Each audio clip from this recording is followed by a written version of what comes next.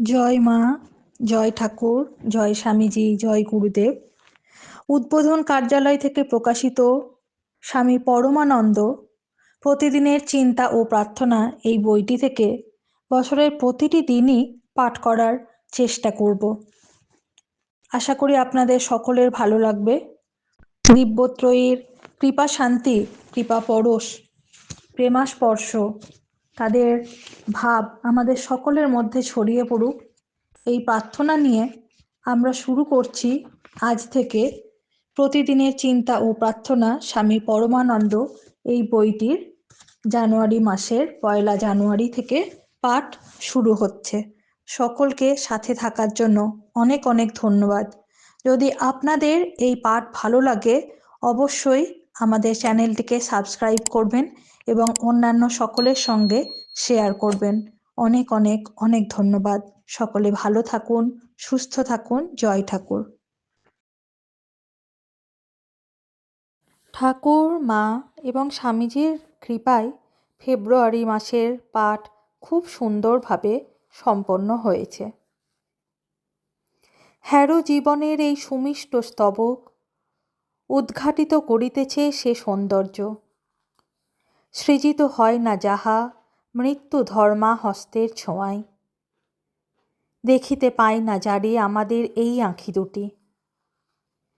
ইন্দ্রিয়ের অনুভূতি পারে না ধরিতে যারে, তথাপি গোচরীভূত অনুভূত তাহা শুধুমাত্র শুদ্ধ ইন্দ্রিয়ের।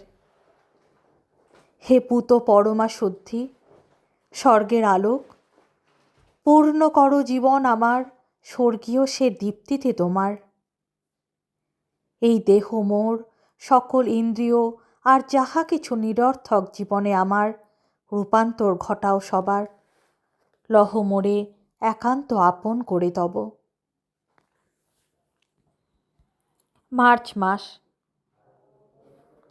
ভাগবতী শক্তি। তোমার মনকে আমারই চিন্তায় পূর্ণ করো।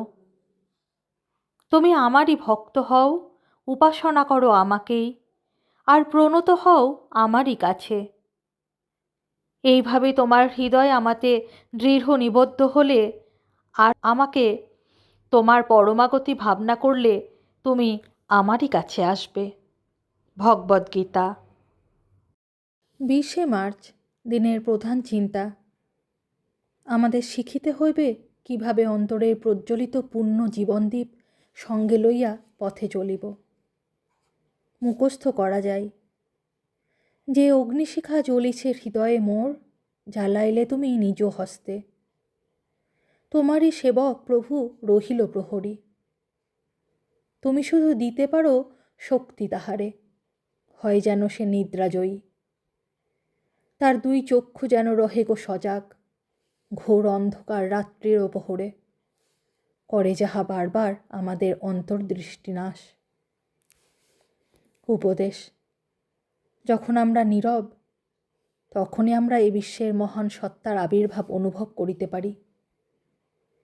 সেই নীরবতা বাহিরের নয়, তাহা আমাদের অন্তরের।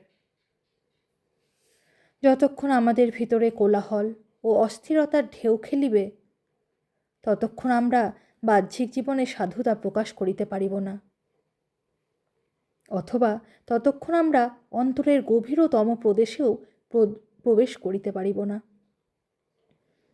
কেবল যখন হৃদয়ের সমস্ত অস্থিরতা থামিয়া যাইবে, তখনই আমরা তাহার আবির্ভাব অনুভব করিব এবং তৎক্ষণাৎ আমাদের ভিতরে সাধু জীবনের পূর্ণভাব নূতন করিয়া জাগিয়া উঠিবে।